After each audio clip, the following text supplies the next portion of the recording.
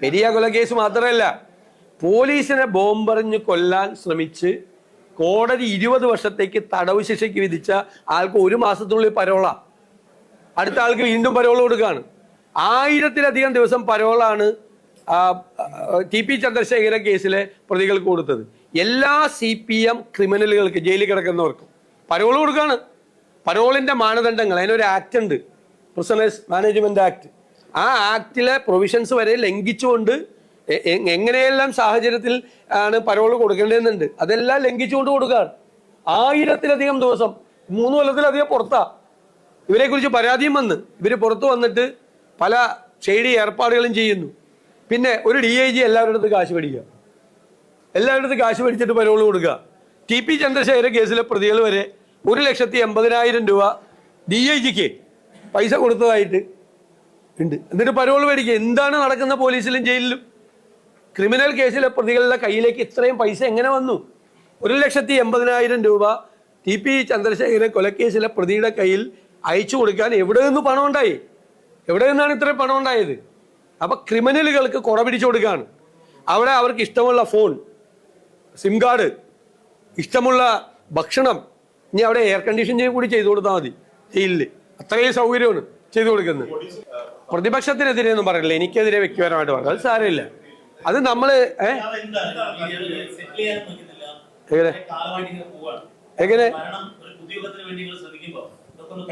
അത് വ്യക്തിപരമായി എനിക്കെതിരെയല്ലേ, പ്രതിപക്ഷത്തിനെതിരെയല്ല, UDF-നെതിരെ ഒന്നും അവർ പറഞ്ഞില്ല. അത് അവർക്ക് എന്നെ ഇഷ്ടമല്ല, അതുകൊണ്ട് എനിക്കെതിരായിട്ട് പറഞ്ഞു. അപ്പൊ എനിക്ക് എന്ത് ചെയ്യാൻ പറ്റും? നിങ്ങൾക്ക് ഇവിടെ ഇരിക്കുന്നവർക്ക് മുഴുവൻ എന്നെ ഇഷ്ടമാവോ? എന്നെ ഇഷ്ടമാണെന്നാണ്. എന്നെ ഇഷ്ടമാകത്തില്ലെങ്കിൽ എനിക്കെതിരെ ചിലപ്പോൾ പറയും. വ്യക്തിപരമായിട്ടാണ് എന്നെ വിമർശിച്ചത്, അല്ല, എന്നെ വ്യക്തിപരമായിട്ടാണ് വിമർശിച്ചിരിക്കുന്നത്. അല്ലാതെ ഞങ്ങളുടെ പ്രസ്ഥാനത്തെയോ കോൺഗ്രസിനെയോ UDF-നെയോ ഒന്നും അല്ല വിമർശിച്ചത്. എന്നെ വ്യക്തിപരമായിട്ടാണ്. ചിലപ്പോൾ എൻ്റെ സ്വഭാവം ഇഷ്ടമല്ലായിരിക്കും, ചിലപ്പോൾ എന്നെ കാണുന്നത് ചിലർക്ക് ഇഷ്ടമല്ലായിരിക്കും, അത്രയേ ഉള്ളൂ. ഞാൻ അങ്ങനെ കരുതുന്നുള്ളൂ. അത് സാരമില്ല, ഞാനത് ക്ഷമിച്ചെന്നേ. ഞാൻ അവരെ തിരിച്ചൊന്നും പറഞ്ഞില്ല, മോശമായിട്ടൊന്നും പറഞ്ഞില്ല. ഞാൻ അങ്ങനെയൊന്നും കാണുന്നില്ല. എന്നെ ഇഷ്ടമല്ല, അതുകൊണ്ട് അവരെന്നെ വിമർശിച്ചു. അങ്ങനെ വിമർശിക്കാൻ പാടില്ലേ? ഞാൻ അതിൽ അസഹിഷ്ണുത കാട്ടണം എന്തിനാ? ഞാൻ എന്നിട്ട് തിരിച്ചു പറഞ്ഞ മറുപടി നിങ്ങൾ ശ്രദ്ധിച്ചില്ലേ? അവരെല്ലാം നല്ല പ്രായമുള്ള ആളുകളാണ്, വലിയ സ്ഥാനങ്ങളിലിരിക്കുന്ന ആളുകളാണ്. ഞാൻ അവരെ കുറിച്ച് മോശമായിട്ട് ഒരു വാക്കും ഞാൻ പറയില്ല, ഒരു വാക്കും പറയില്ല. പക്ഷെ ആര് വർഗീയത പറഞ്ഞാലും ആര് വർഗീയത പറഞ്ഞാലും അത് പറയാൻ പറ്റില്ല എന്ന് പറയും. വർഗീയത പറയാൻ പറ്റില്ല എന്ന് പറയും, അത്രയില്ല, അതിന്റെ അപ്പുറത്തൊന്നുമില്ല. പറയട്ടേന്ന്, അത് എന്നെ ഇഷ്ടമല്ലെന്ന്. എല്ലാവർക്കും നമ്മളെ ഇഷ്ടമാണെന്നുണ്ടോ? നമ്മളെ ഒരാൾക്ക് ഇഷ്ടമില്ല എന്ന് പറയുന്നത് നമ്മൾ അസഹിഷ്ണുത. നമ്മളൊരാൾ വിമർശിച്ചു, മുഖ്യമന്ത്രിയെ ഞങ്ങളെ എത്ര പ്രാവശ്യം വിമർശിക്കുന്നുണ്ട്, മന്ത്രിമാരെ നമ്മൾ വിമർശിക്കുന്നുണ്ട്. പ്രതിപക്ഷ നേതാവിനെ ആരെങ്കിലും വിമർശിക്കാൻ പാടില്ല. പ്രതിപക്ഷ നേതാവ് എന്താ വിമർശനത്തിന് അതീതനായിട്ട് ആളാണ്? ഞാൻ അങ്ങനെ അസഹിഷ്ണുതയൊന്നും കാണിക്കില്ല. നമ്മളെ വിമർശിച്ചാൽ നമ്മൾ നോക്കും, ശരിയാണെന്ന് നോക്കും. ഏത് കാര്യത്തിലാണ് വിമർശിക്കണമെന്ന് മനസ്സിലായാൽ കറക്റ്റ് ചെയ്യാൻ പറ്റുവാണെങ്കിൽ കറക്റ്റ് ചെയ്യും. അല്ലെങ്കിൽ അവരെ പറഞ്ഞ് ബോധ്യപ്പെടുത്താൻ പറ്റും, അത് നിങ്ങൾ തെറ്റിദ്ധരിച്ചാണെന്ന്, അത്രയേ ഉള്ളൂ.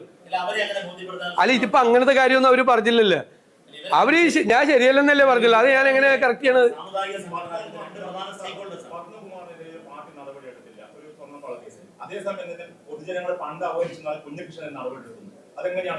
അതാണ് വൈരുദ്ധ്യവും വിരോധാഭാസം എന്നൊക്കെ പറയുന്നത്. അയ്യപ്പന്റെ സ്വർണം കൊള്ളയടിച്ച് ജയിലിൽ കിടക്കുന്ന പ്രതികൾക്കെതിരായിട്ട് ഒരു അച്ചടക്ക നടപടിയില്ല. രക്തസാക്ഷി ഫണ്ട് പാർട്ടി നേതാക്കന്മാര് കട്ട് എടുത്തു എന്ന് ആരോപണം ഉന്നയിച്ച പാർട്ടി നേതാവിനെതിരായി നടപടി. ഇതാണ് ഇന്നത്തെ CPM. ഇതാണ് വൈരുദ്ധ്യാത്മക ഭൗതികവാദം. CPM-നെ അറിയുള്ളൂ, അത് കറക്റ്റായിട്ട് CPM-നെ അറിയുള്ളൂ.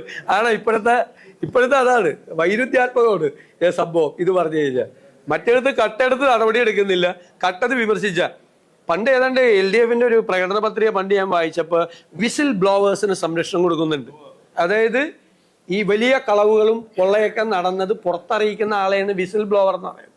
ശരിക്കും കുഞ്ഞികൃഷ്ണൻ ഒരു വിസിൽ ബ്ലോവറാണ്. കാരണം അവിടെ നടന്നൊരു കൊള്ള പുറത്തു കൊണ്ടുവന്ന ആളാ. വിസിൽ ബ്ലോവറിന് സംരക്ഷണമല്ല, കടക്ക് പുറത്താണ് വിസിൽ ബ്ലോവർ.